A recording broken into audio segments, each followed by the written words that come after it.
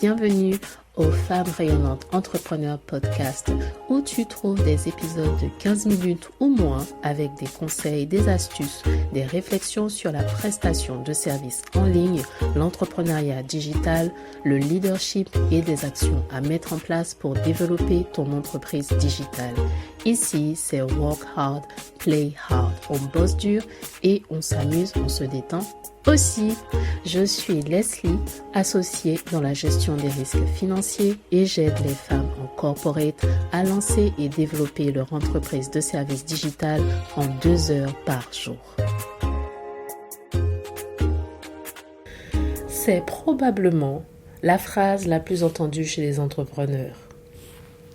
Quand j'aurai plus de temps, et je te laisse compléter. Quand j'aurai plus de temps, je lancerai mon offre. Quand j'aurai plus de temps, je retravaillerai sur mes publications. Quand j'aurai plus de temps, je vais refaire mon marketing, refaire mon branding. Quand j'aurai plus de temps, je vais terminer la formation que j'ai commencée il y a 3 ans.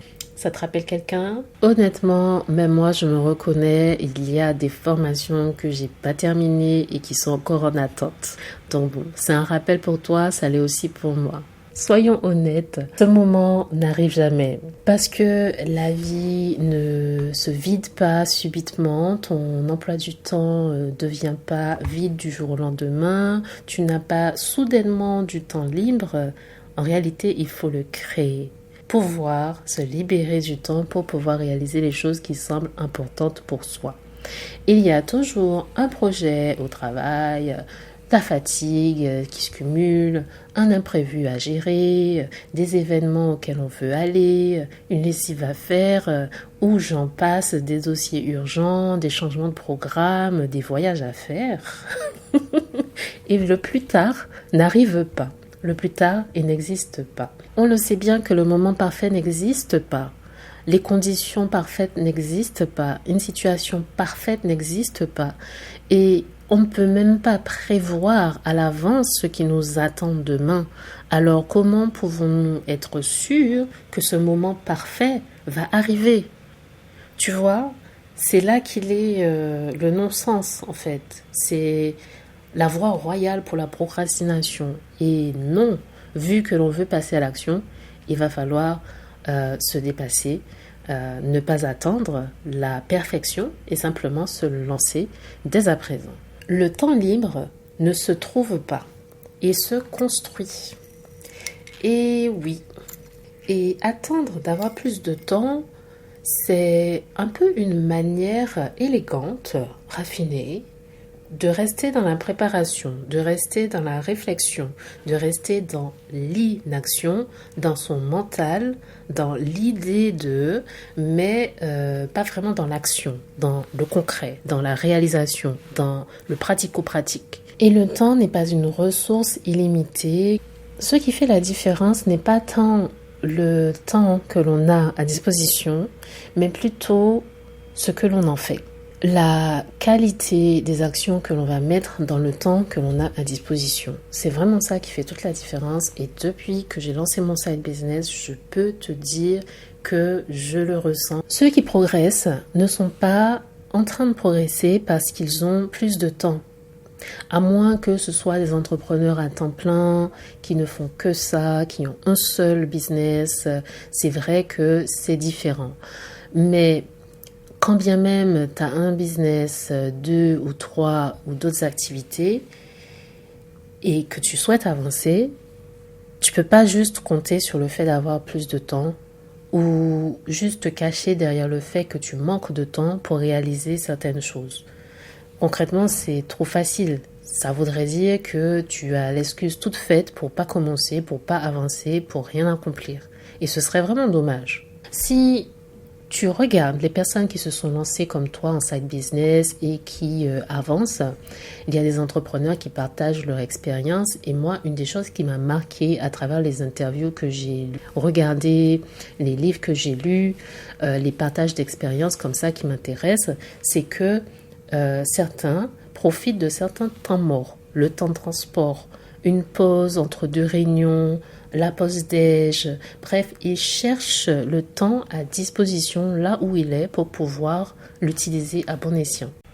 Par contre, attention, je dis pas qu'il faut pas de temps mort dans sa journée, qu'il faut tout le temps être en train de faire quelque chose. Non. Si avoir des pauses, des breaks, des moments pour souffler, pour rien faire, c'est important pour toi, ben ça aussi, ça se prévoit. Clairement, de la même façon que tu prévois tes vacances, un voyage, etc., tu peux tout à fait prévoir des moments à toi, des moments de relaxation, je sais pas, des activités que tu as envie de faire pour respirer, pour souffler, pour sortir. Ça aussi, ça doit faire partie de ton agenda. Alors, ils vont bosser entre des réunions, ils vont bosser pendant la sieste de leurs enfants ou le matin avant de pouvoir aller au bureau, avant que toute la maison se réveille. Ceux qui ont des journées très longues vont peut-être commencer leur journée un petit peu plus tôt ou prendre un petit temps en fin de journée pour avancer sur leur projet. C'est des personnes qui sont super occupées perso. En termes de vie privée, c'est assez calme, mais pour d'autres, ils vont se dire, ah, il y a des enfants, il y a des choses, il y a la vie de famille, etc. Où est-ce que je trouve le temps? Eh bien, il y a des personnes qui sont arrivées en ayant une vie au travail et une vie de famille, et ils ont pu le faire. Et ça, c'est quelque chose qui m'a marqué. C'est possible. C'est chercher à poser un cadre pour ton activité, et surtout une discipline. Même si c'est une discipline douce, une discipline où tu avances à ton rythme, une discipline et un engagement envers toi-même qui est ferme pour que tu puisses avancer petit à petit dans ton activité. Parce que si on y pense, 1 heure de travail focalisé, concentré, ça vaut bien 3 heures d'agitation. 2 heures par jour où tu es vraiment ultra concentré sur les vraies choses utiles pour faire bouger l'activité, ça vaut bien 10 heures de ta semaine. Et puis, c'est l'équivalent de quoi sur une année? Près de 520 heures par an à disposition. C'est l'équivalent de 3 mois à temps plein. Donc, en gros, c'est pas tant la disponibilité ou le nombre d'heures à disposition, mais vraiment comment on les gère. Et je sais que certains se diront, ouais, mais bon, à quoi bon si j'ai que 1 heure dans la journée, ce n'est pas assez pour se lancer, c'est pas assez pour pouvoir avancer vers cet objectif-là, nanani, nanana. Mais c'est une erreur, parce que le progrès ne vient pas à travers la quantité, mais dans la régularité. La deuxième notion qui a retenu mon attention dans ces interviews et ces écrits que j'ai lus, c'est l'effet cumulé. C'est-à-dire qu'on pourrait se dire, allez, bon, à quoi bon avancer, à quoi bon se lancer, à quoi bon commencer si je n'ai que 1 heure dans la journée, si je n'ai que 30 minutes à disposition. À quoi bon? C'est pas assez de toutes les façons, donc bon, autant ne pas se lancer là-dedans. Erreur! Même 30 minutes, même 1 heure peuvent suffire parce qu'il y a l'effet cumulé. 30 minutes, bout à bout, après 1 mois, après 3 mois, après 6 mois, après 1 an, puis 2, eh bien tu auras avancé beaucoup plus que si tout simplement tu n'avais pas commencé. Ça te permet d'avoir une évolution qui va être progressive jusqu'à ce qu'elle soit exponentielle. C'est ça, c'est que tu fais pas tout d'un coup, tu y vas petit à petit. Un petit pas après l'autre. Ça aussi, c'est une façon d'appeler cet effet cumulé, la technique des petits pas, où petit à petit, tu avances. C'est, par exemple, si tu souhaites réaliser une page de vente pour ton business, mais clairement, tu n'as pas 8 heures d'affilée. Tu n'as pas 10 heures à consacrer à la réalisation de cette page de vente sur une seule journée. Mais tu as 30 minutes. Eh bien, 30 minutes sur la semaine, chaque jour, te permettent quand même d'avancer, même si tu découpes cette activité en plusieurs tranches, plusieurs sections, où clairement tu peux déléguer et te concentrer sur autre chose. Ça marche aussi. C'est à travers la régularité que la progression se fait. Un autre élément qui revient souvent aussi, c'est la clarté. Parce qu'effectivement, là où on perd du temps, là où les choses sont un peu confuses, où on n'avance pas forcément très vite, c'est parce qu'on va manquer de clarté. Alors que quand on sait exactement quoi faire, on sait exactement pourquoi on le fait, eh bien, ça va plus vite. On sait déjà, dans les 30 minutes à disposition, dans les 1 heure à disposition aujourd'hui, il faut que je fasse ceci, cela. C'est clair. Et forcément, on ne perd pas de temps à réfléchir, à hésiter, parce qu'on ne sait pas, parce que voilà, peut-être que... Il n'y a pas d'hésitation. Lorsque ton temps est limité pour accomplir tes objectifs, tu n'as pas le temps d'hésiter. Tu décides quelles sont les priorités et puis tu y vas. Et la clarté précède la rapidité. Et je vais même aller jusqu'à dire quelque chose d'assez contre-intuitif, mais la procrastination, dans cette situation, ça vaut mieux que de vouloir avancer très très vite dans la mauvaise direction. Si tu manques de clarté, tu n'es pas sûr et que tu ne sais pas trop ce qui te conviendrait de faire, dans ces moments-là, même prendre le temps de la réflexion, de ralentir, cette lenteur intentionnelle, pour le coup, vaut mieux que la vitesse, passer à l'action rapidement, aller très très vite dans la mauvaise direction. Il est préférable de prendre le temps de planifier et de prioriser les actions qui sont importantes pour pouvoir respecter ton temps et avancer dans la bonne direction avec ton business. Même si ce n'est qu'1 heure, même si c'est imparfait, parce que c'est comme ça que tu vas créer des momentum dans ton business. Parce que tu mets la constance dans les actions et tu prends le temps d'aller vers les bonnes directions, de mettre en place les choses qui vont servir ton entreprise par la suite. Ce n'est pas toujours le temps qui fait défaut, c'est plutôt la direction. Ça me fait penser que j'avais lu une publication un jour qui parlait du fait que par rapport à d'autres personnes, on n'a pas les mêmes 24 heures. Quand bien même on n'a que 24 heures, hein, concrètement. Mais en gros, la publication disait que toi, moi, on a 24 heures dans une journée, de la même façon qu'une star de ciné a 24 heures aussi dans sa journée. Sauf que la star de ciné n'a pas les mêmes 24 heures parce qu'elle a peut-être du staff, une équipe, des gens qui gèrent plein de choses à sa place pour elle, etc. Et c'est vrai dans un sens...